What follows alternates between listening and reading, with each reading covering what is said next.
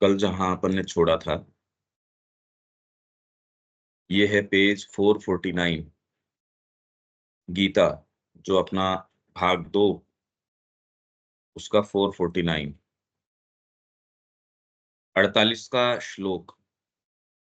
हे कौन्तेय, सहज स्वभावजन्य कर्म को दोषयुक्त होते हुए भी नहीं छोड़ना चाहिए, क्योंकि समस्त कार्यों के आरंभ दोषों से वैसे ही आच्छादित रहते हैं, जैसे धुएं से अग्नि आच्छादित रहती है। त्रिगुण के क्षेत्र में समस्त कर्म ही अपूर्ण होता है। समस्त मानव कर्म ही दोष, अशुद्धि या सीमितता से बाध्य होता है। परंतु इस कारण हमें अपने निज विशिष्ट कर्म तथा स्वाभाविक कर्तव्य का परित्याग नहीं कर देना चाहिए। कर्म होना चाहिए समुचित रूप से नियमित कर्म, नियतम कर्म, परंतु आंतरिक अथवा मूलभूत रूप से अपना निज कर्म, अपने अंदर से विकसित, अपनी सत्ता के सत्य के साथ समस्वर, स्वभाव के द्वारा नियत, स्वभाव नियतम कर्म। ये बड़ी जबरदस्त बात है। त्रिगुण के क्षेत्र में समस्त कर्म ही अपूर्ण होता है। ये हम सारों के साथ ये भी कौन सा कर्म करें? अगर आप थोड़ा सा ध्यान दें, ये प्रश्न आए बिना व्यक्ति के पास रह ही नहीं सकता कि वर्तमान के अंदर कर्म का एज सच कोई आधार नहीं है। क्यों किया जा रहा है? हम इस सर्टेन एक परिवार के अंदर, सर्टेन परिवेश के अंदर आ गए, उसकी कुछ हमको शिक्षा दीक्षा मिल गई, उसके अंदर कुछ कॉमन एस्टेब्लिश्ड इस तरीके की समाज के अंदर थी, ये वाला काम कर लो। किसी समय के अंदर ये है कि भई आप किसी परिवार में या उसमें हो कि यार इसमें अपने तो सिविल सर्विसेज की तैयारी करनी चाहिए। कोई कहता नहीं, नहीं बिज़नेस के अंदर इसमें जाना चाहिए और बिज़नेस में इस वाले उसमें जाना चाहिए। तो इस तरीके की एक समय एक ये है कि सब सारे के सारे साहब सीए बन रहे हैं, सारे ओहो! इसमें अपने को तो मेडिकल के अंदर जाना चाहिए। तो ये कुछ-कुछ इस तरीके की चीज़ें हैं, जिसमें सोच के यदि आप ये पूछें अपने आप से, पहले तो पूछते ही नहीं व्यक्ति। अगर वो बिल्कुल ही किसी नाकारा ही है, काम का नहीं है, तो यार ये पेट भरने के लिए एक बेसिक ये कर लो। थोड़ी-सी उसके अंदर लगती है, अरे इसके अंदर कैपेबिलिटी है, तो ये कॉम्पिटिशन एग्ज़ाम दे सकता है, या फिर इसके अंदर ये स्किल्स है, तो इसको है सारा व्यापारीकरण, डिपेंड करता है आपके अंदर थोड़ा बहुत कितना कोई बुद्धि का काम है। तो त्रिगुण के क्षेत्र में समस्त कर्म ही अपूर्ण होता है। अपूर्ण क्या, कुछ सेंस नहीं होता। अगर आप ध्यान दें, ज़रा भी सेंस नहीं है हमको कि कर क्या रहे हैं। समस्त मानव कर्म ही दोष, अशुद्धि या सीमितता से बाध्य होता है। परंतु इस कारण हमें अपने निज विशिष्ट कर्म, ये विशिष्ट कर्म, ये तो प्रश्न ही नहीं कर रहा कोई। ये तो कोई भी प्रश्न नहीं करता। तथा स्वाभाविक कर्तव्य का परित्याग नहीं कर देना चाहिए। कर्म होना चाहिए समुचित रूप से नियमित कर्म, नियतम कर्म। और ये कौन-सा होना चाहिए? आंतरिक अथवा मूलभूत रूप से अपना निज कर्म। आप यदि सेवा भी कर रहे हो, किस तरीके से, किसकी, और उसके अंदर कितना भाव, क्या चीज़, माँ के प्रति आपकी भावना है, आप फूल लगाएँगे, पर कौन से समय क्या करेंगे, फूल लगाने में भी आपकी उतनी है, उनके अगरबत्ती करने के अंदर भी उतनी है, उनके निहित कोई दूसरी काम, दूसरी चीज़ कर रहे हो, भले आपके फ्रेमवर्क में वो ना आती हो। भई हर जने का फ्रेमवर्क अपने-अपने तरीके का है, कुछ कामों में उसको सुविधा है, कुछ को जो है पब्लिक डीलिंग के अंदर ऐसे लगता है, अरे! मैं इसके लायक नहीं हूँ, पर माँ यदि आपको कह रही है उसके अंदर अपने आप को, तो मूलभूत रूप से अपना निज कर्म, अपने अंदर से विकसित, अपनी सत्ता के सत्य के साथ समस्वर, स्वभाव के द्वारा नियत, स्वभाव नियतम कर्म। यहाँ गीता का ठीक-ठीक अभिप्राय क्या है? ये सारा श्री अरविंद का चल रहा है। पहले हम इसे इसके बाह्यतर अर्थ में देखें और इस पर विचार करें कि गीता ने जिस सिद्धांत का प्रतिपादन किया है, उसे जाति और युग के विचारों ने क्या पुट दिया था। गीता ने एक सर्टेन सिद्धांत लाके उसको सामने निरूपित किया है, प्रतिपादित किया है। तो उस समय की तात्कालिक जो जाति या युग था, वो इसको किस तरीके से समझता था? ये सारी चर्चा वर्णों के और वर्ण के आधार के ऊपर आपका स्वभावजन्य कर्म है, क्योंकि अगला अपन ने यहाँ नोट किया था स्वभाव नियत कर्म।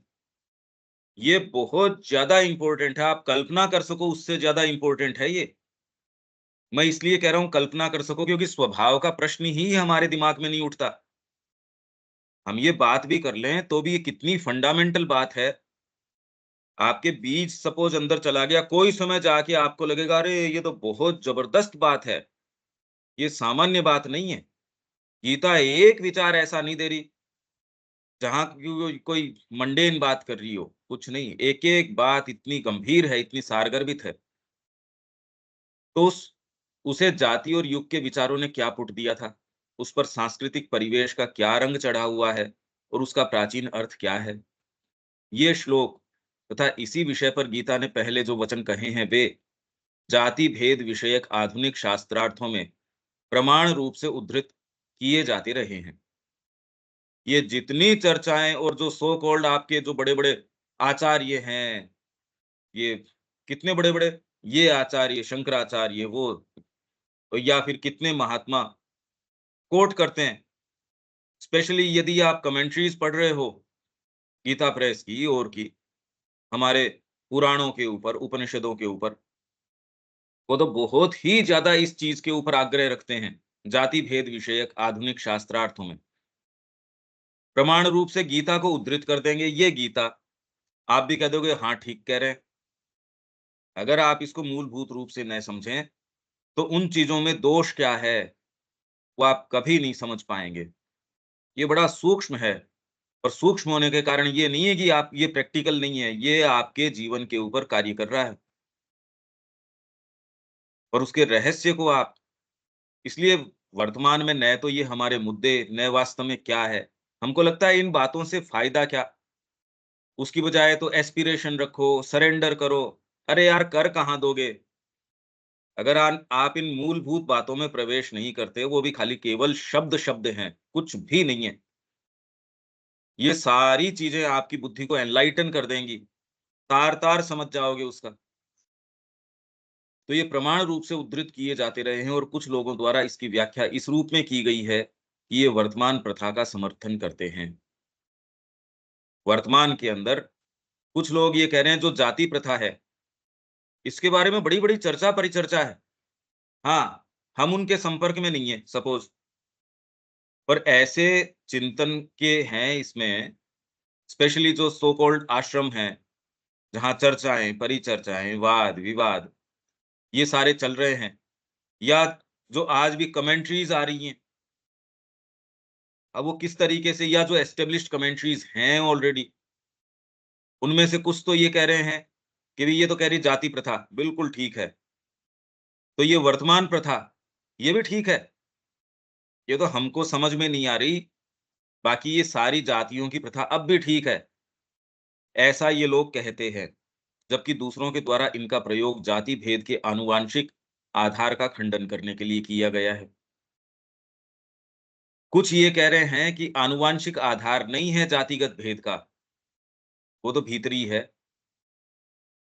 तो ये 2 मत हो गए।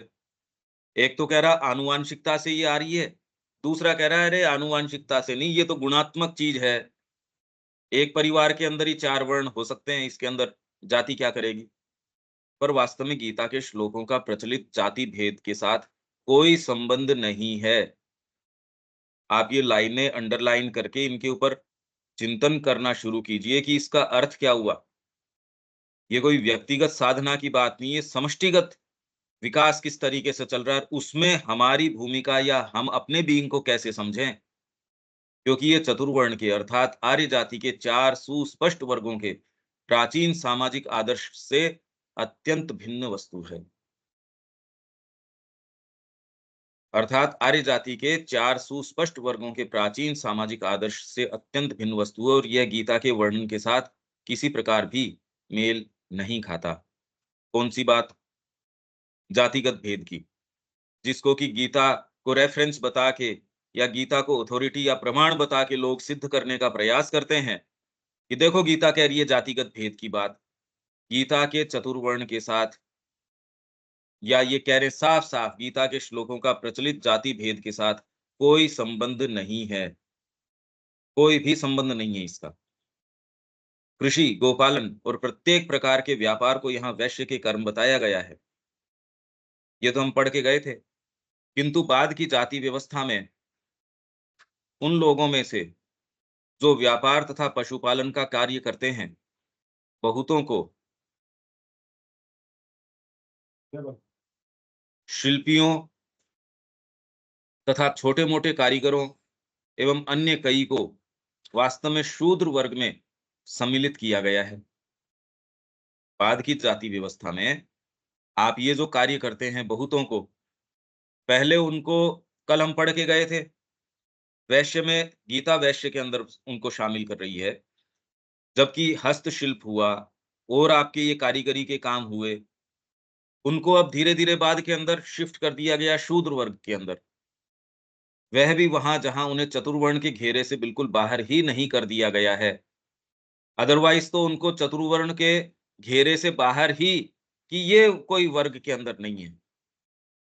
और कुछ एक अपवादों को छोड़कर केवल वणिक वर्ग को ही वैश्य की श्रेणी में रखा गया है और वह भी सर्वत्र नहीं। वणिक को वणिक वर्ग को ही वैश्य की श्रेणी में रखा गया है और किसी को, और इसको भी कुछ अपवादों के अंदर। तो ये बड़ी एक सोचने के लिए मजबूर करती है हमको ये पूरी व्यवस्था, कि जो हम इसको बाहरी रूप मान बैठे हैं वो बाहरी नहीं है।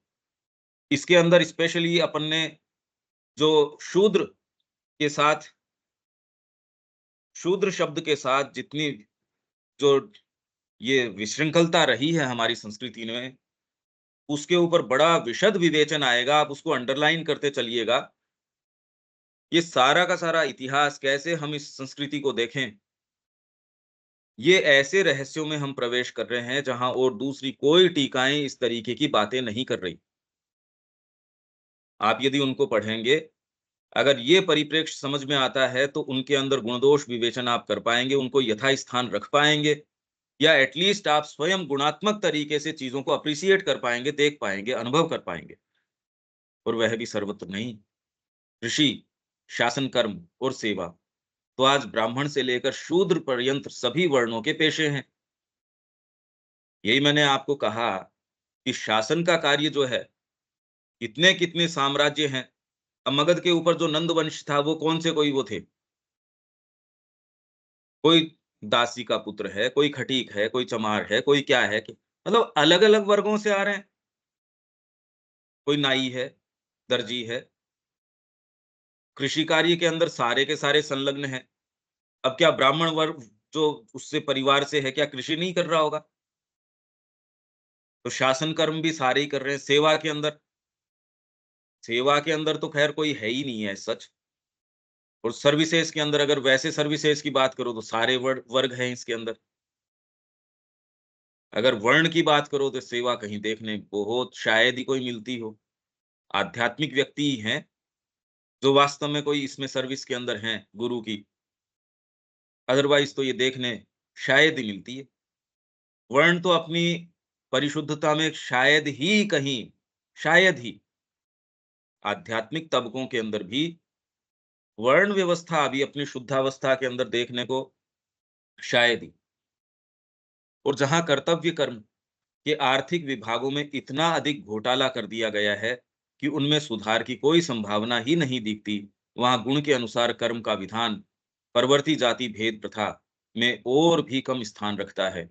बाद की जो जाति प्रथा है, परवर्ती मतलब बाद की, इसीलिए अपन ने जो कमेंट्री लिखी वो प्लेन टर्म्स के अंदर है।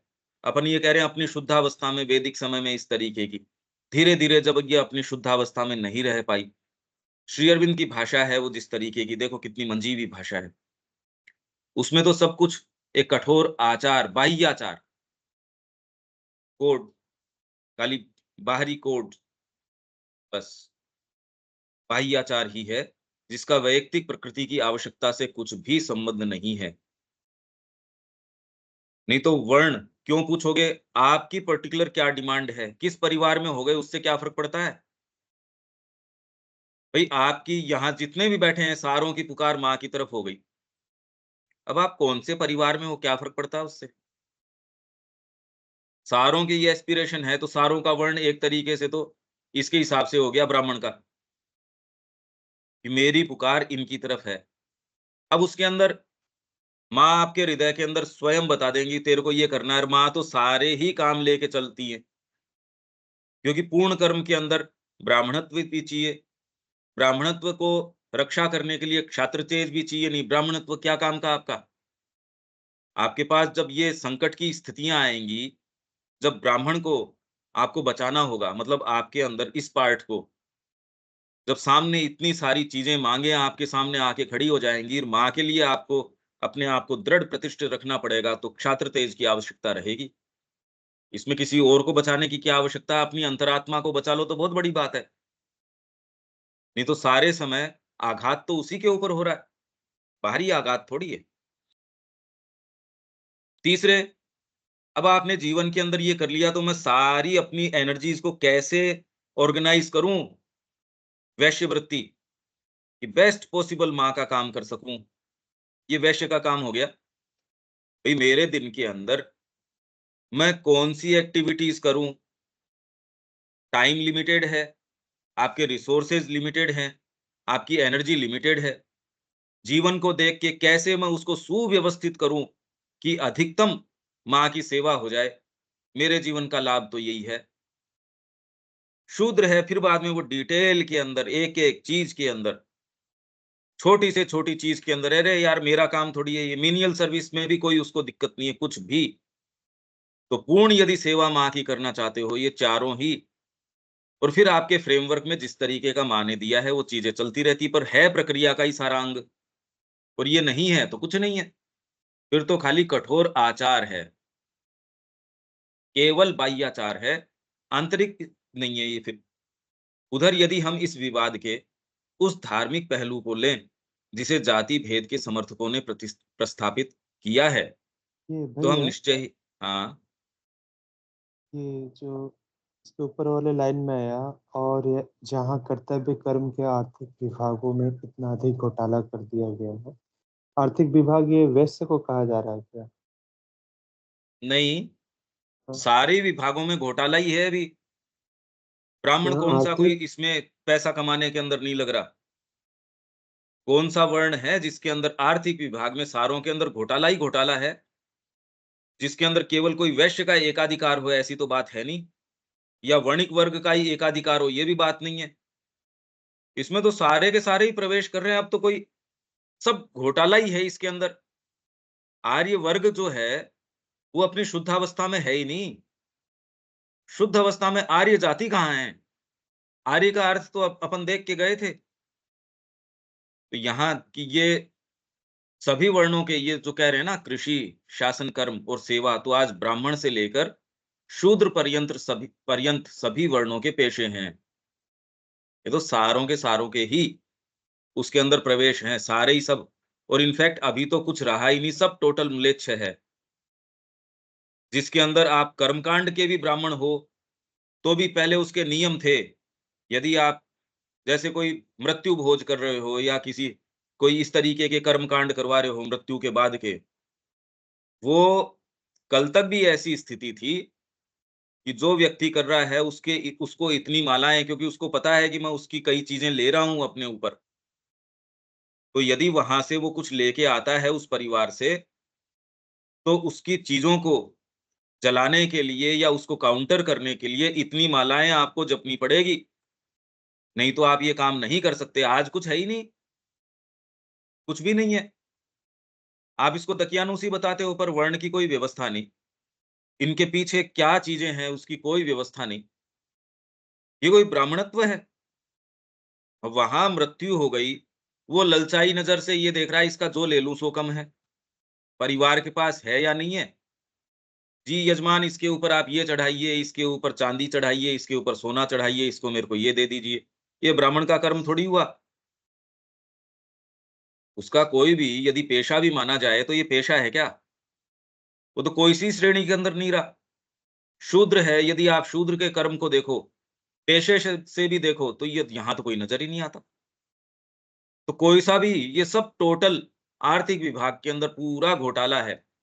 भई आर्थिक तरीके से भी आपने समाज की व्यवस्था करी, कि आपके चिंतन वर्ग को, आपको जो धार्मिक कार्य हैं, चिंतन का कार्य है, जो इस तरीके का कार्य है उसमें एक एक आपको विभाग दे दिया, भई ये विभाग आपका है।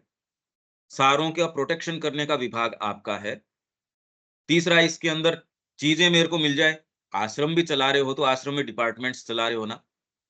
एक जो है रसद की आपूर्ति कर रहा है, एक इसके अंदर कोई आपके कोई चिकित्सा की आपूर्ति कर रहा है, एक जिसके अंदर कोई फाइनेंसेस की आपूर्ति कर रहा होगा, एक कोई चीज़ की कर रहा होगा।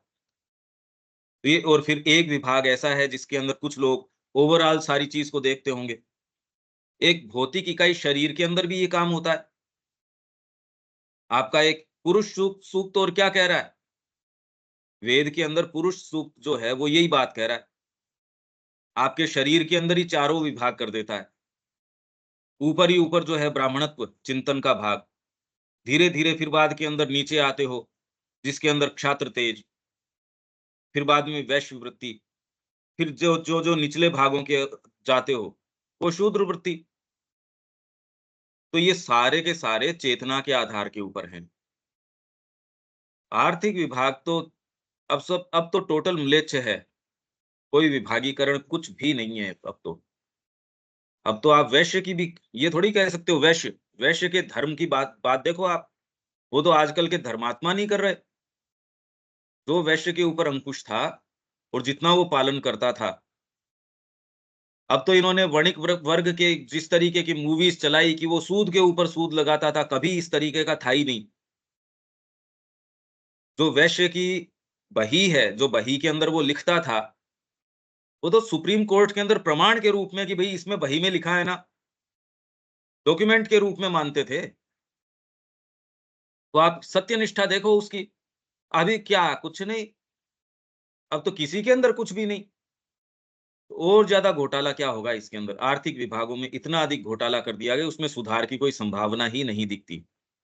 वहाँ गुण के अनुसार कर्म का विधान परवर्ती जाति भेद प्रथा में और भी कम स्थान रखता है, गुण के अनुसार कर्म। इसका तो सेंस ही नहीं रहा। अभी तो वैद्य है या फिर बाद में ये जो मेडिकल प्रोफ़ेशन है, उसको तो कोई दया धर्म ही नहीं बची। तो जैसा डॉक्टर है, उसी तरीके के वैद्य हैं। उनके भी यूटिलिटेरियनिज़्म की जो स्पिरिट है, वो इतनी भीतर प्रवेश कर गई, इसीलिए आप आयुर्वेद को देखते हो तो आपको समस्या कोई आयुर्वेद की थोड़ी है। जिस तरीके से प्रैक्टिस किया जा रहा है, यदि आपके अंदर लालच आ जाएगा, तो समस्या कृषि के अंदर थोड़ी है या कि समस्या किसी भी चीज़ के अंदर अपने आप में थोड़ी है। अगर आपके अंदर लालच आ गया, यदि व्यापारीकरण आ गया, आप किसी भी स्तर के ऊपर जा सकते हो। तो ये जो गुण के अनुसार कर्म है, उसका तो कोई सेंस ही नहीं रहा। उसमें तो सब कुछ एक कठोर आचार ही है, जिसका वैयक्तिक प्रकृति की आवश्यकता से कुछ भी संबंध नहीं है। हम में से कौन-सा ये प्रश्न करता है कि आपकी वैयक्तिक प्रकृति, इंडिविजुअल आपकी जो नेचर है, उसकी आवश्यकता क्या है? कुछ नहीं। तय ढर्रे हैं जो आपको दे दिए गए हैं, परिवार के द्वारा, समाज के द्वारा। फिर आपके फ़ोबियाज़ हैं, भय हैं स्वयं के, उस ढाँचे को आप तोड़ना नहीं चाहते या डर लगता है आपको तोड़ते हुए। फिर आप उसको जस्टिफ़ाई कर देते हैं अपने भय को, क्या करें? ये तो करना ही पड़ेगा, क्या करें? अरे भय है ये आपका और कुछ नहीं है। शुरू से पशु को ये आदत बना दी गई कि उसको ले जाके अगर बाँध देते हो तो फिर बाद में वो सेफ़ महसूस करता है बंधन के अंदर। वो जाके अपने अस्तबल के अंदर अपने आप ही अपने समय के ऊपर खड़ा हो जाता है। तो इसमें आवश्यकता थोड़ी है आपको। तो आप ये कहते हो कि मेरे को तो ये मैं क्या करूँ मेरे परिवेश से बँधा हूँ। अरे बँधे कुछ नहीं हो। आप साहस नहीं कर पा रहे और वो साहस नहीं कर पा रहे उसको फिर बाद में जस्टिफ़ाई कर रहे हो। क्या आपने कोई सोच के अपने आप को उस स्थिति में थोड़ी रखा है। वो समहाउ आपको यही नहीं पता था स्कूल घर वालों ने स्कूल के अंदर डाल दिया। फिर बाद में समहाउ आप एक सर्टेन कोई चीज़ के अंदर आपने जिस भी स्तर तक की पढ़ाई करी, फिर व्यापार में या जो भी आपको उस समय लगा या परिवार ने कहा, उस पेशे के अंदर चले गए, शादी हो गई। मतलब खाली एक यांत्रिक तरीके से आपके साथ चीज़ें हो रही हैं, आप थोड़ी कर रहे हो कोई चीज़। वो सारी चीज़ आपके लिए तो विवेकानंद जी का पहला ही कोटेशन यदि आप खोल के देखो, अपनी साहस और प्रेम में, कर्तव्य। कि ऐसे जैसे घोड़ा कसा कसाया, उसको कसा कसाया मर जाता है, वो अपना कर्तव्य पालन करते करते करते करते, और जिस चीज के लिए आया है वो बेचारे को कभी भी एक सेकंड की फुर्सत नहीं रहती। काठी कसी कसाई, पूरे समय बोझा ढोते ढोते मर जाता है, और हम इसलिए आए नहीं है। ये बात समझ आती नहीं, ये कितनी जोरदार बात है। विचित्र बात वो नहीं है कि, ये जोरदार बात है कि हम जैसों के अंदर भी, जिसके अंदर एस्पिरेशन है, इस घोड़े की काठी उतारने का हम प्रयास नहीं करते। इतनी ऑर्गेनाइज्ड ये सारी चीज के अंदर है कि ये वाली आपके अंदर की माँ मैं आपका हूं, एकमात्र आके ये कह दे अंतरात्मा। व्यवस्था ये है कि आप कह नहीं सकते। इतनी जबरदस्त जोरदार व्यवस्था है ये। ये देखो आप, न शिक्षा आपको ये करने देती, न आपका परिवार ये करने देता। जो माँ श्री अरविंद से जुड़े हैं, वो अपने बच्चों को ये नहीं करने देते, और दूसरों की बात छोड़ो। कहीं है ही नहीं देखने ये चीज़, कि उनको विश्वास ही नहीं है। इसमें उनकी गलती भी नहीं है। बात गलती सही की नहीं, पर मैं ये कह रहा हूँ कि अगर आप वर्ण की बात करते हो, ये गुणात्मक चीज़ है, बहुत गहरी चीज़ है ये। तो ये सारा घोटाला ही घोटाला है, टोटल घोटाला है। इसके अंदर यदि आप ये सोचो हम कोई कमीशन प्लानिंग का बना लेंगे और फिर कोई अच्छी तरीके से देश को हम चला लेंगे, भारतीय संस्कृति उतर ही आएगी, भारत विश्व गुरु बन जाएगा। इन प्लानिंग्स के आधार पे नहीं बनेगा, इनके बावजूद बन जाएगा, क्योंकि भारत की आत्मा जीवंत है, जागृत है, इसलिए बन जाएगा। इनके कारण थोड़ी बन जाएगा। जो हम नीतियां अपना रहे हैं, हमको जिसका सेंस ही नहीं, उसके आधार पे हम कह रहे हैं विश्व गुरु बन जाएगा। कहां से बन जाएगा यार? व्यक्तिगत जीवन में ही हमको सेंस नहीं है। ये तो क्योंकि वो अपने आप के अंदर ऐसी जागृत सत्ता है, भारत की आत्मा, इसलिए बन जाएगा। वो हमको चला रही है, हमारे चलाए थोड़ी चल रही है वो। हाँ जी, विवेक। ठीक है भैया। रविकांत जी, कोई सेंटेंस वगैरह है क्या? नहीं, ठीक है। ठीक।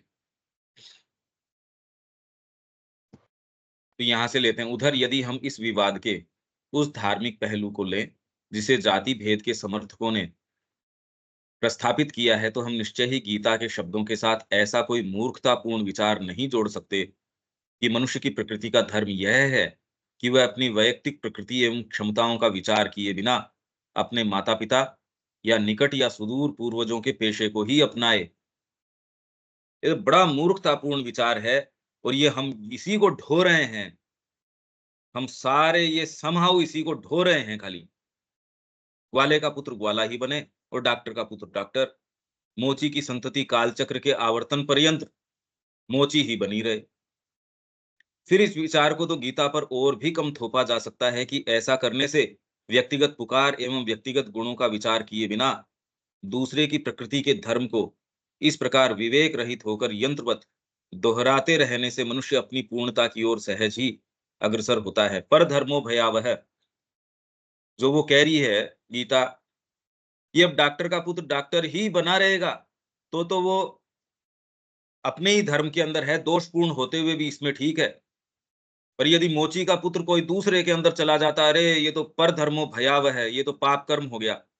ऐसी मूर्खतापूर्ण बातें आप गीता से कैसे कहलवा सकते हो? पर ये ऐसी ऐसी ही कमेंट्रीज जो आपको देखने को मिलती हैं, आप खोल के देख लीजिए। आप कोई भी इसके ऊपर जो कुछ प्रामाणिक जो कमेंट्रीज हैं कि इसी श्लोक को श्री अरविंद कैसे टैकल कर रहे हैं, उसके ऊपर क्या कमेंट्री कर रहे हैं, और उसी के ऊपर और जो लोग हैं जिनकी प्रामाणिक मानी जाती है, 2 3 4 वो लेके आप देख लो कि इसके ऊपर इसी श्लोक को लेके उसके साथ क्या व्यवहार किया जाता है। हालांकि खैर, यदि आप ये नहीं समझो, आप स्वयं यदि ये नहीं समझो, तो आप भ्रमित हो जाएंगे, अरे ये तो प्रभुपाद जी तो बड़ी सुंदर सुंदर बातें कह रहे हैं, या विनोबा जी तो इसके ऊपर बड़ी सुंदर सुंदर बातें कह रहे हैं। हाँ, ये वाली बात ठीक है, फिलेंथ्रोपी की बात कह रहे हैं, नहीं ये वाली बात देखो। फिर आप उसी चश्मे से श्री अरविंद को भी देख लेंगे और ये समझेंगे कि श्री अरविंद का अनुवाद मैंने इसी टर्म्स के ऊपर, श्री अरविंद भी सूक्ष्म रूप से यही बात कह रहे हैं। तो यदि आपको गहराई तक ये नहीं समझ में आए, तो आप ये तुलना भी नहीं कर पाएंगे। तुलना करने के लिए आपको कोई एक खुद की स्टैंडिंग तो चाहिए। नहीं तो आप ये कहेंगे एक कोई श्लोक को, जैसे वेद के अंदर मैंने कहा, कि ये विवेचन श्री अरविंद ने कर दिया इसका। आप स्वयं इसका अनुभव कर सकते हैं। फिर बाद में कुछ लोगों ने जो इसके ऊपर कमेंट्री करी है 2, 3, 4 वो लेके देख सकते हो। साथ-साथ रख के देखो इसमें क्या अंतर है, क्या सूक्ष्म अंतर इसके अंदर पड़ रहा है। सीधे-सीधे ही अंतर आप देख सकते हो, यदि ये सुरुचि हम में डेवलप हो चुकी है तो। फिर इस विचार को तो गीता पर और भी कम थोपा जा सकता है कि ऐसा करने से व्यक्तिगत पुकार एवं व्यक्तिगत गुणों का विचार किए बिना दूसरे की प्रकृति के धर्म को इस प्रकार विवेक रहित होकर यंत्रवत दोहराते रहने से मनुष्य अपनी पूर्णता की ओर सहज ही अग्रसर होता है तथा आध्यात्मिक स्वातंत्र्य प्राप्त करता है। कि आप तो चिरकाल तक खाली डॉक्टर ही बने रहो। बेटा है वो बेचारा चिल्ला-चिल्ला के ये कह रहा है, "अरे नहीं जाना मेरे को इसमें।" कहते, "अरे नहीं, नहीं, अपना तो कुल धर्म यही है।" तो इसका कोई भी पेशे से या इन चीज़ों से कहीं कोई संबंध है नहीं।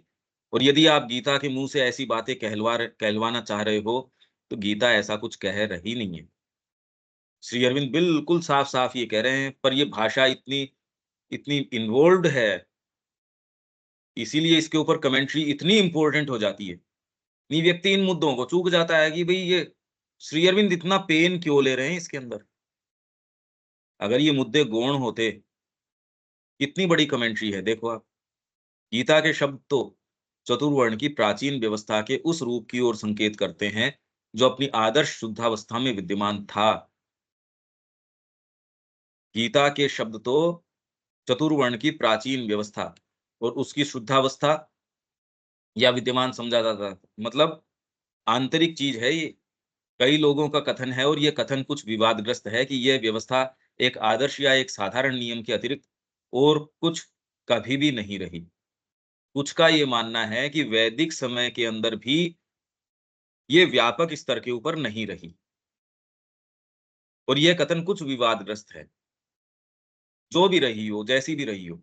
अगर हम ये मान लें कि जनरल मासेस जो हैं, वो तो जैसी हैं वैसी हैं। ये अगर आप ये कहते कालिदास का युग, तो उसमें क्या एक जने के कारण थोड़ी हो गया वो।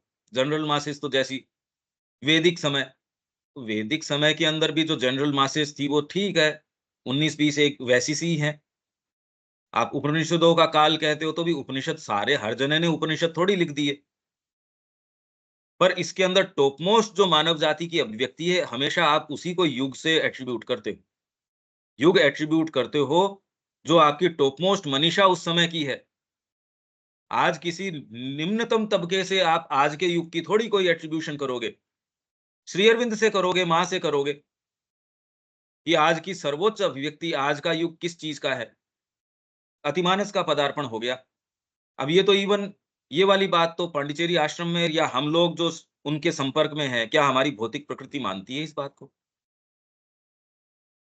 ये जो इनके अनुयायी हैं और जो कह रहे हैं हम बिल्कुल नैष्ठिक हैं, तो भी आप भावना में मान लेंगे।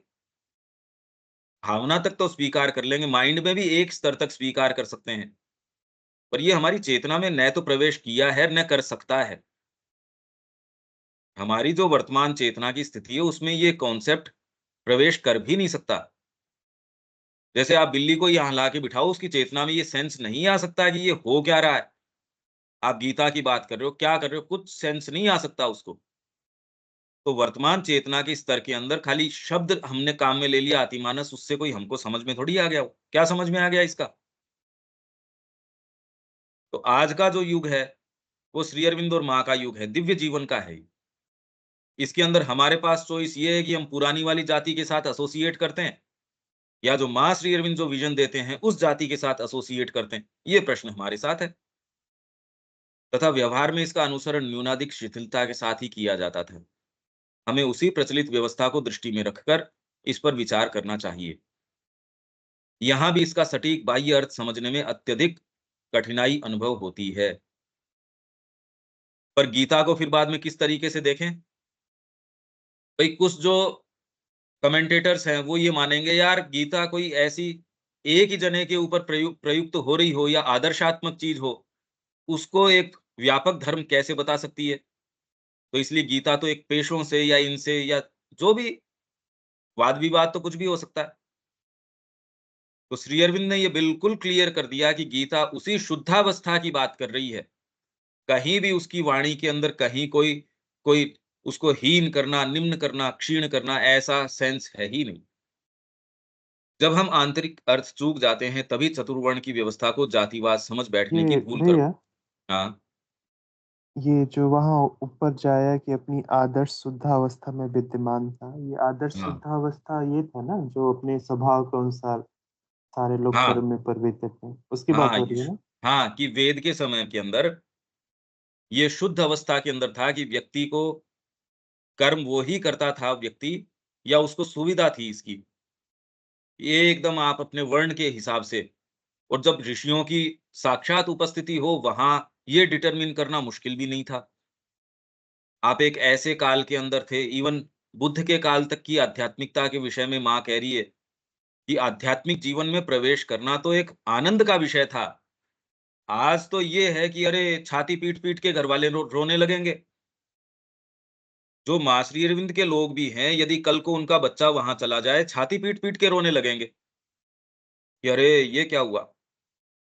वहीं वो विदेश चला जाए, दोबारा कभी रिटर्न होके चेहरा दिखाए ही नहीं, वो अंदर से ये गर्व महसूस, अरे मेरा बच्चा तो देखो वहां है।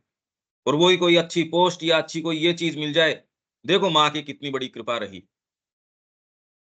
तो ये डिफिटिज्म तो हमारे सारों के अंदर घुसा हुआ है, कोई एक कोई ये आपकी और मेरी बात थोड़ी है।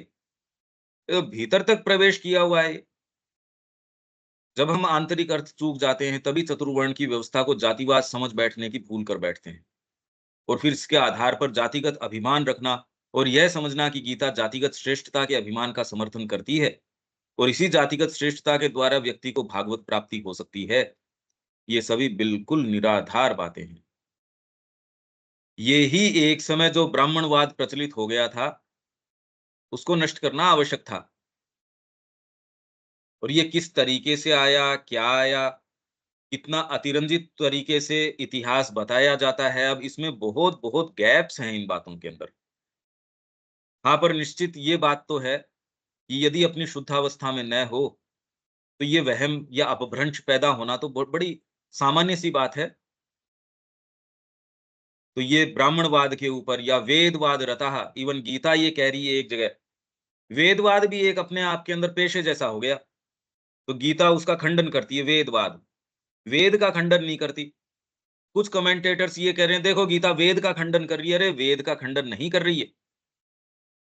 आप श्री अरविंद की लाइफ डिवाइन पढ़ते हैं मान लीजिए, उसके ऊपर से आपने अपना एक कोई विचार बना लिया, अपना जबरदस्ती का फ्रेमवर्क बना लिया। खंडन श्री अरविंद की पुस्तक का नहीं है, खंडन आप जिस तरीके से उसका फ्रेमवर्क बना रहे हो उसका है।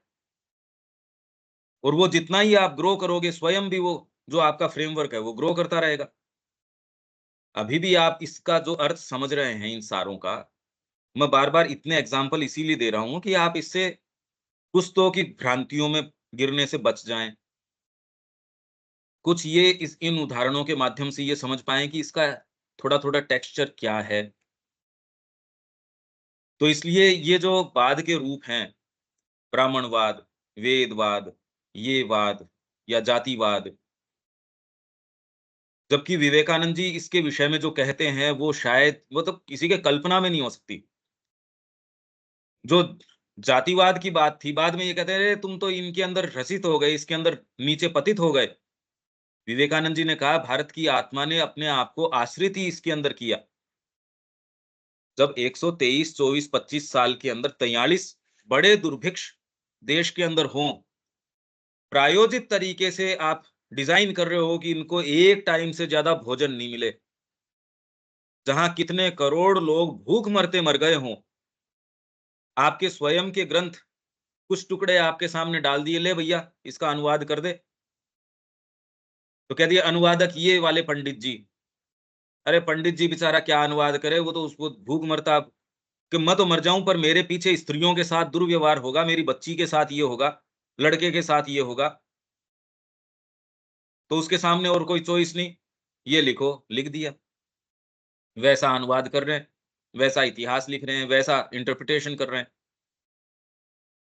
तो ऐसे के अंदर आप अपनी कोई एक ऐसी चीज़ जिसमें अपना भान जो आपका जो सेल्फ रिस्पेक्ट अपना आत्मसम्मान खोज सको, वो क्या चीज है? जाति।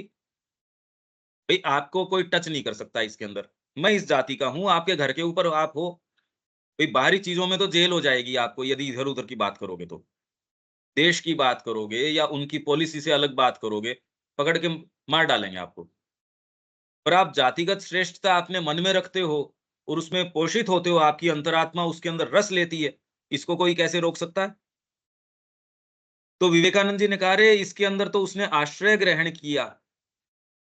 जब इतने सैकड़ों हजार वर्ष जो है, जो हजार वर्ष या कितने एटलीस्ट कम से कम घोर तरीके से तो कुछ सौ वर्ष तो रहा ही। उसके अंदर जब आपकी सारी चीजों को छिन्न भिन्न किया जा रहा है बिल्कुल प्रायोजित तरीके से, उसमें ये श्रेष्ठता का भान आप कल्पना कीजिए। नहीं तो आपके पास श्रेष्ठता का कोई भान बचता ही नहीं। आप जीने का आधार क्या है आपके पास? वर्तमान में ये समस्या हमारे सामने नहीं है, पर श्रेष्ठता का कोई आधार भी नहीं है। क्या आधार है आपके पास? आपको कोई भी चीज जो वैल्यू प्रदान करती है वो तो माँ का टच है।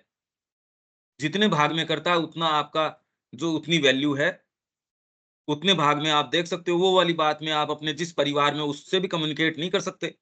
आप में अपने भाई से और से विशेषता है जितने तत्व में ये है, पर फिर भी उससे ज्यादा क्या है? कुछ नहीं। उसके अलावा अगर आप देखो तो हमारे जीवन की क्या वैल्यू है? कुछ भी नहीं, बिल्कुल वैल्यूलेस है ही।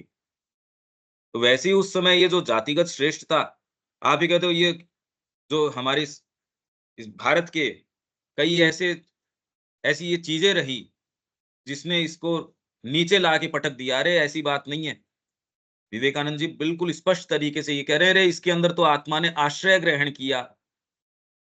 जैसा भी था, ये कपड़े अच्छे नहीं थे पर कम से कम तन तन ढकने को तो काम में आए।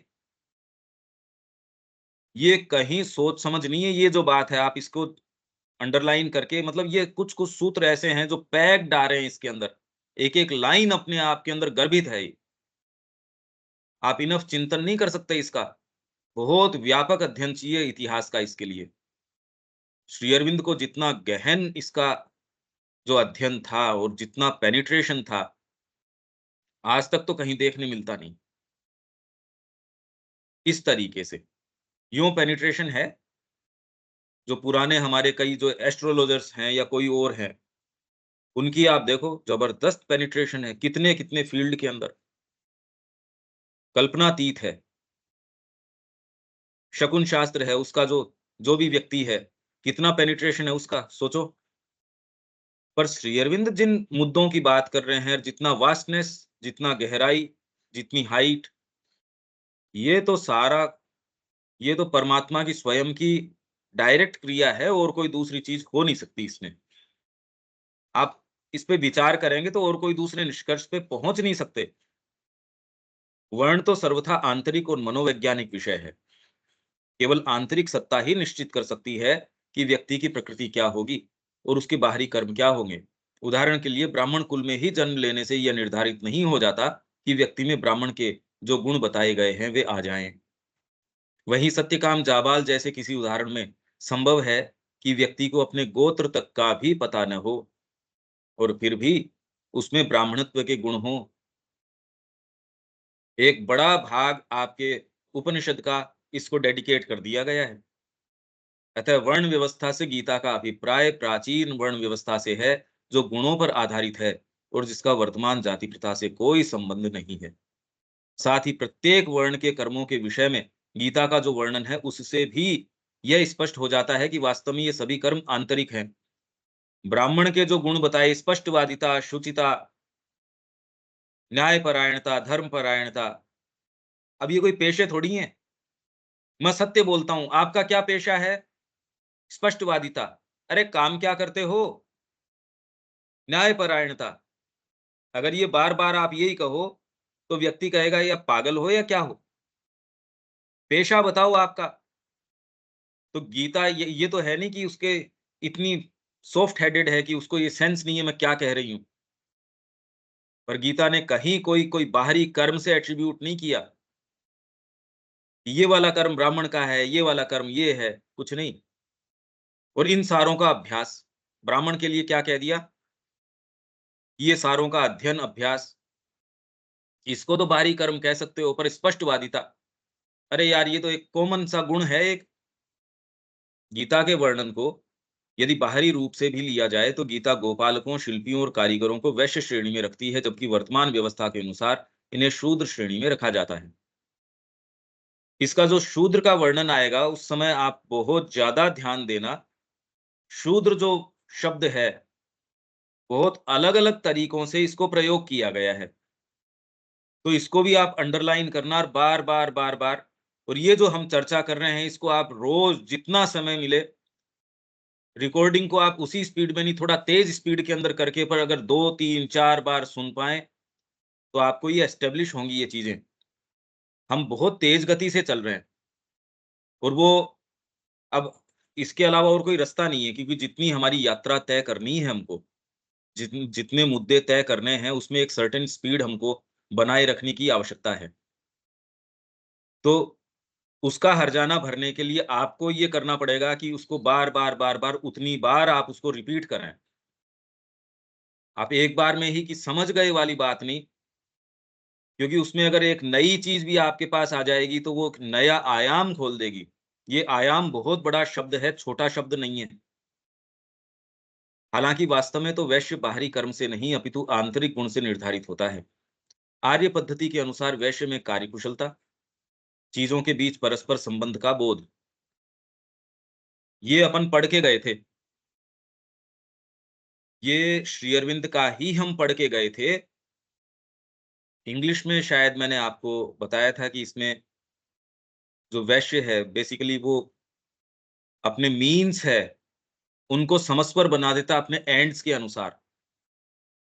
गिवन रिसोर्सेज को बेस्ट तरीके से कैसे यूटिलाइज किया जाए, पर किसके परिप्रेक्ष्य में? आप यदि माँ के अनुसार अपने जीवन की कुशलता को नहीं चार्ट आउट कर रहे, तो आप वैश्य भी नहीं हो। और दूसरी बात तो छोड़ दीजिए, क्योंकि वैश्य क्या देखेगा? मेरे को ये गिवन रिसोर्सेज हैं, इनका बेस्ट व्यवस्थापन किस तरीके से करूं कि लीस्ट एनर्जी जाए, बेस्ट इसका उपयोग सदुपयोग हो जाए, ज्यादा से ज्यादा परिणाम मेरे को। पर परिणाम कौन सा? परिणाम तो ठीक बात है। जैसे मैंने कहा कि कल मैंने उदाहरण दिया, बाजार गए आप, मैं सौदा ऐसा लेके आया हूं, बिल्कुल 1 रुपए की चीज 10 पैसे के अंदर लिया है। अरे पर तू गया तो वहां दवाई लेने था, पिताजी के तो प्राण चले गए यहाँ तेरी दवाई के इंतजार के अंदर। अरे पर मैं तो देखो गाड़ी भर के, जितना पैसा दिया था उसके अंदर ट्रक भर के सामान लिया है, पर इसमें कुशलता थोड़ी है ये। योग है कर्मसु कौशलम, योग बताएगा कुशलता क्या है। इसलिए यहां हम सारे बैठे, हमारी कुशलता इसमें है, माँ से पूछ लो। निश्चित रूप से आपको जितना जरूरी है उतना बता देगी, उतना कर लो, उससे ज्यादा की आवश्यकता भी नहीं है। हो गया हमारा काम। और एक बार आपकी अंतरात्मा ने आपके आके ये कह दिया कि माँ मैं आपका हूं, तो इसलिए आप में से या हम में से कोई भी ये नहीं कह सकता कि अन्याय हो गया। इस जगत में अन्याय है। अन्याय कैसे? विश्व की सारी निधियां हैं, उसको बैंक के अंदर रख के ताला लगा के चाबी आपके हाथ में दे दी। चाबी क्या है? माँ मैं आपका हूं। हाँ, व्यवस्था इस चीज की है कि आप चाबी का कभी प्रयोग न कर सको। ये पूरी व्यवस्था है। अन्याय नहीं कह सकते जी, आपको तो पूर्व सुकृत मिले हैं, ये सब बकवास है। ये सब टोटल फालतू बातें हैं। चाबी आपके हाथ में है, कोई अन्याय की बात है नहीं। बस ये है कि अब आप में कितनी कुशलता है कि आप चाबी का प्रयोग कर सको। क्योंकि माँ इसी में कह रही है, ये जो अपनी साहित्य संचयन है, श्री माता जी साहित्य संचयन।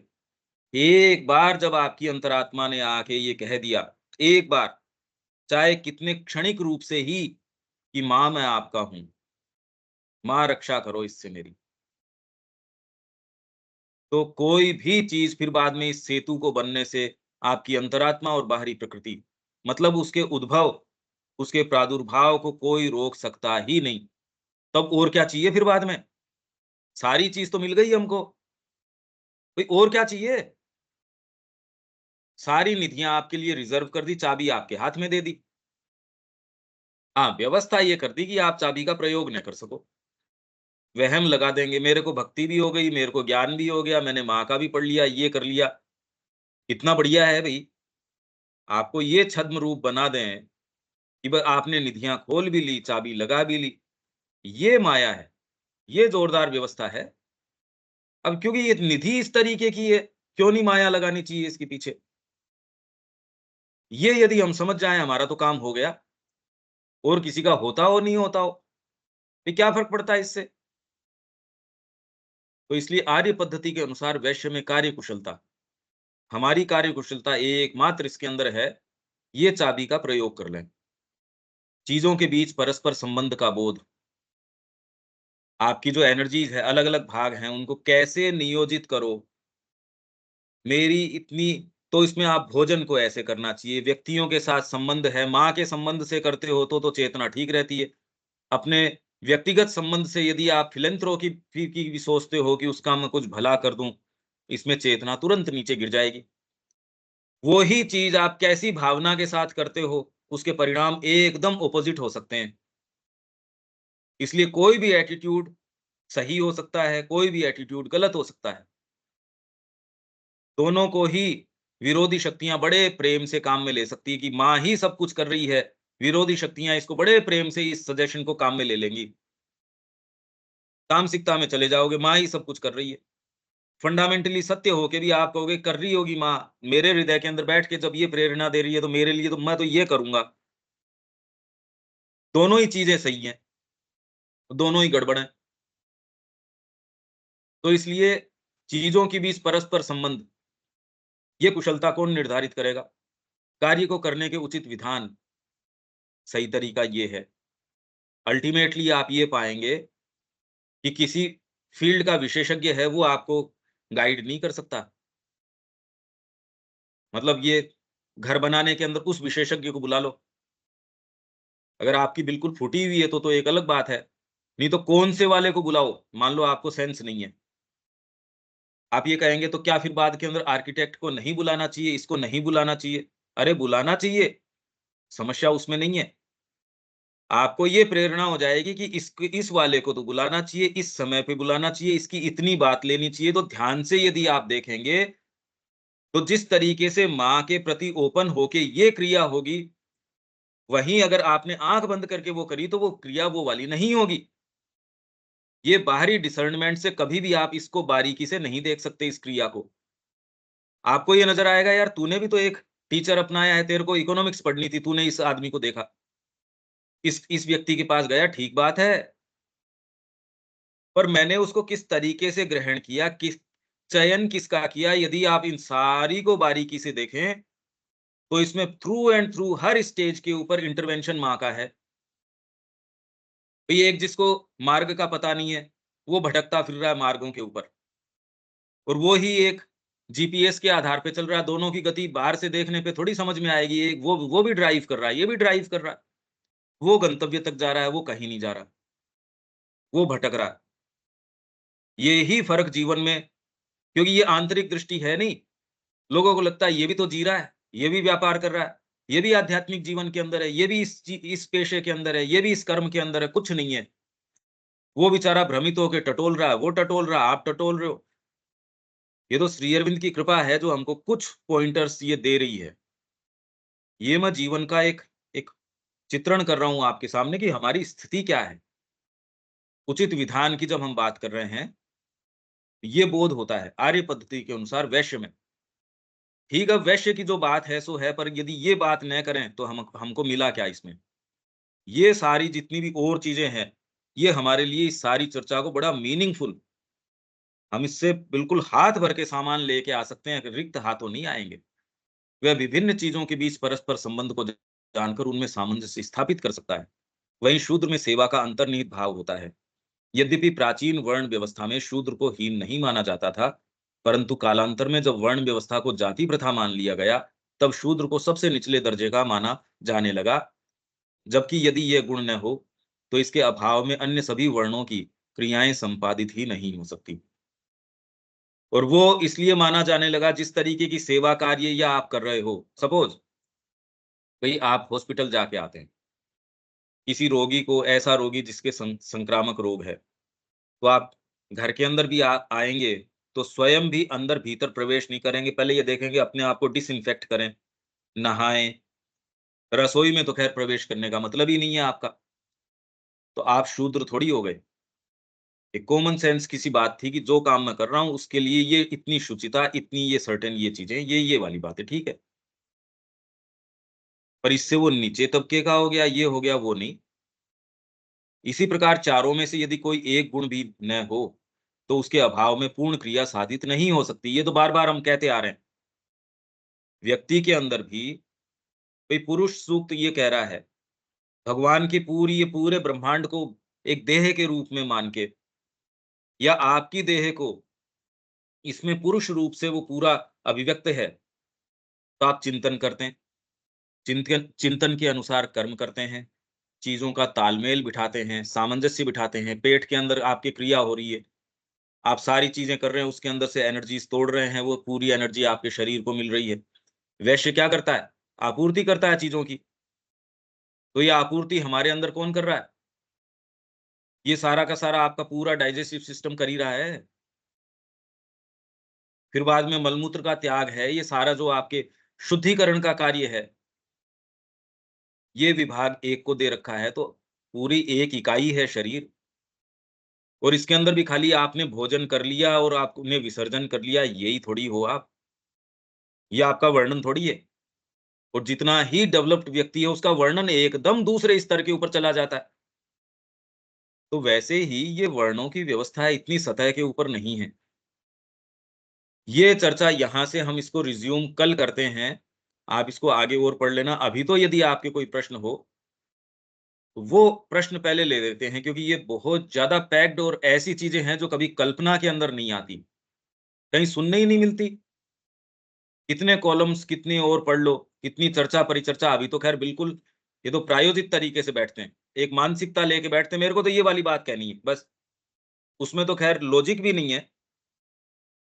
और जो एस्टेब्लिश्ड कमेंट्रीज़ है उसको भी आप कंपेयर करेंगे और जो श्री अरविंद जहाँ जा रहे हैं गीता की अपने मूल भाव में, इसीलिए कृष्ण प्रेम ने कहा है कि जिस तरीके से श्री अरविंद ने इसको टैकल किया है, मैं आज तक मैंने कभी इस तरीके की चीज़ नहीं देखी। और माँ कह रही है Gita will yet liberate humanity, Shri Aurobindo की वाणी प्राप्त करने के बाद तो लिबरेट कर देगी ह्यूमैनिटी को। तो हम ये चाहेंगे कि ये पूरी यात्रा एटलीस्ट कम से कम ये गीता वाली हो, इसमें कुछ लिबरेशन तो हमारा आ ही जाए, अगर हो सके तो। और इनफैक्ट ज्ञान के स्तर के ऊपर तो कितना राहत मिल ही रही है, एक-एक जब ज्ञान आपके अंदर जो चीज़ आपके प्रकाश आता है, उसके साथ ही तुरंत आनंद भी आता है। हाँ, ये बात बिल्कुल, एकदम सही है। तो लिबरेट तो कर ही रही है। अब इन बीजों को आप कितना बोते हैं, उसकी कितनी फसल लगाते हैं, ये चिन्मय बीज हैं, ज़बरदस्त बीज हैं ये। दीपक जी कुछ कहना चाहेंगे आप इसके अंदर?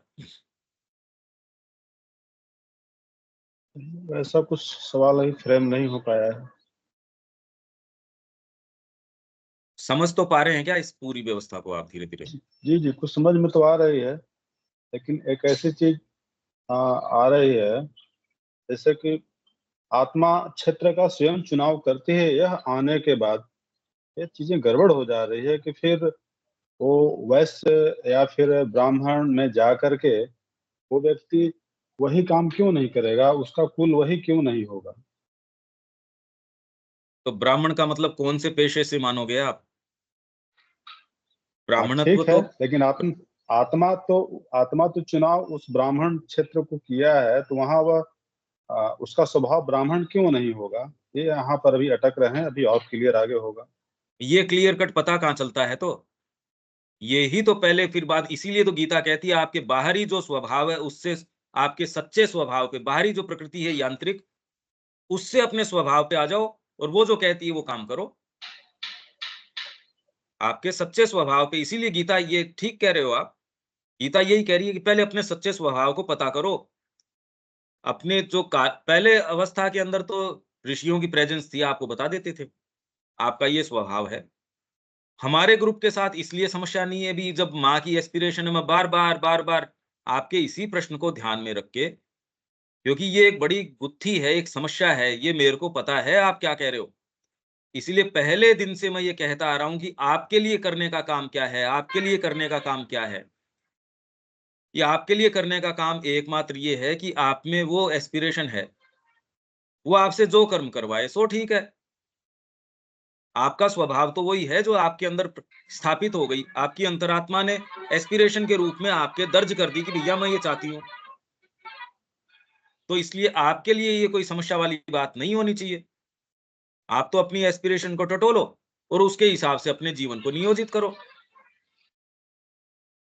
बाकी और मुद्दे धीरे-धीरे क्लियर हो जाएँगे। आपने जो ये प्रश्न किया, ये मैं बार-बार मैं ये जानता हूँ इस चीज़ को और मैं गूँथता आ रहा हूँ इसको। पर ये इसीलिए मैं कह रहा हूँ कि जब आप बार-बार क्योंकि सबके अपने-अपने तरीके के प्रश्न होंगे। फिर जिस तरीके का फ्रेमवर्क मिला है, उसी तरीके की जिज्ञासाएँ होंगी। और हम जो इससे रहस्य प्राप्त कर पाएँगे, हर जना अपने तरीके का रहस्य प्राप्त कर पाएगा इसमें, ये बड़ी सुंदर और विचित्र बात है। आप अगर 10 बार सुनेंगे तो विवेक इससे जो चीज़ निकाल पाएगा, वो शब्या जी उससे बिल्कुल दूसरी चीज़ निकालेंगी।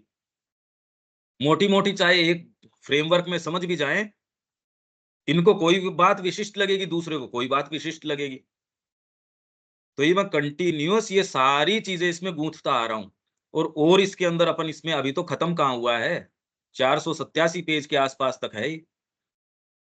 इसीलिए मैंने ये डिटूर किया कि इसमें बहुत-बहुत प्रश्न आपके प्रैक्टिकल प्रश्न इसमें टैकल हो रहे हैं। ये सैद्धांतिक बात नहीं है, ये प्रैक्टिकल बात है ये। ये हमारे साधना की बात है ये। और ये तो खाली दूसरा ही तो पॉइंट है गीता का। इसीलिए मैं इतना इसमें समय ले रहा हूँ कि गीता का जो पूरा व्यापक स्वरूप है या उसका टेस्ट है, क्योंकि पूरी हम पढ़ नहीं रहे, श्री अरविंद की गीता प्रबंध। पर इस माध्यम से एटलीस्ट कम से कम हमको जितना मिल सकता है गीता से, इतनी प्रचलित है, इसलिए इसको हमको यूँ पास ऑन नहीं कर जाना चाहिए। ठीक है? यहाँ अब तक एक सबसे सरल सूत्र हम लोग को जो मिल रहा है वह यह है कि हम किसी भी स्वभाव में हो, यदि वहाँ पे हो करके माता जी के करीब नहीं जा रहे हैं, हुँ। ये हमारा अच्छा पॉइंटर एक मिल रहा है यहाँ पे। ये तो मैं पहले दिन से यही कहता आ रहा हूँ, नहीं तो आप हमेशा ही मैं जानता हूँ ये। आप आज इतने दिन बाद कर रहे हो, ये प्रश्न मेरे पहले दिन से आप सुनेंगे तो मैं यही चीज़ गूँथता आ रहा हूँ। और सारी चीज़ें अगर आप देखेंगे तो उसके अंदर साथ-साथ सूक्ष्म या प्रत्यक्ष रूप से गुंथी चली आ रही हैं। हमको इस चिंता की आवश्यकता नहीं है, आपके अंदर अगर आके दर्ज कर दिया आपकी एस्पिरेशन ने कि मैं जाना चाहता हूँ माँ की ओर, हो गया और इससे ज़्यादा की क्या ज़रूरत है? अब तो बस उसके डेवलप करने की बात है। यही वर्ण है और वर्ण क्या है? अलग से वर्ण क्या होता है? आप ऑटोमैटिकली अपना पेशा कि किस तरीके से माँ की सेवा करूँगा, आप अपना चयन कर लोगे, उसमें क्या बात है? इन पेशों से ये तो दकियानुसी हैं। इसीलिए तो इसको छोड़ के आपको निज स्वभाव के ऊपर जाने की आवश्यकता है। इसका पता नहीं चलता था, इसीलिए आपको इतनी एजुकेशन दी जाती थी कि भैया ब्राह्मण कुल के अंदर हो गया, तो इसको बेचारे को अगर इसमें ब्राह्मणत्व का एक कण भी, धूल का दाना भी है, तो इसको इतना शिक्षा दो, कुल के आदर्शों से इतना इसको चारों तरफ से सराउंड करो, कि इसमें वो बीज जो है वो थोड़ा उत्पन्न हो जाए। पर यदि आपके अंदर और हमारे यहाँ तो सारे जितने भी बैठे हैं, उनमें इतना तो उदय हो चुका, उनको ये चिंता थोड़ी है। वो तो अब फिर बाद में अपनी उस भाग को टटोलो और उसी को सर्वोपरि रखो, उसको नेता रखो और जीवन उसी के हिसाब से ढाल दो अपना। हो गया काम आपका, तो आपको किस लिए चिंता है? और माँ कह रही है मेरे तो सारे बच्चे ब्राह्मण हैं, बस आपको इसकी और क्या चिंता है? और आप किसी में भी होंगे क्या फ़र्क पड़ता है? माँ की सेवा करेंगे, अपन शूद्र हैं। उसके लिए सारा काम करेंगे, वैश्य हैं। माँ की जो शिक्षा है, उनका जो आदर्श है, उसकी रक्षा करेंगे। यहाँ तो दूसरे हैं, उसके ऊपर कुठाराघात कर रहे हैं, चेतना के ऊपर, दिव्य चेतना के ऊपर। हम उस विज़न की रक्षा करने के लिए एक वैश्य जो जो क्षात्र तेज है, उसके आधार पे खड़े हो जाएँगे, तो चारों ही आ जाएँगे हमारे अंदर। हमको आवश्यकता क्या है? हमको तो कोई इसकी पर्सनली कोई ऐसी कोई बात है नहीं। ये बात है हमारे अपने लिए दीपक जी। जी, ठीक है। कल मिलते हैं। जय श्री माँ। जय श्री राम।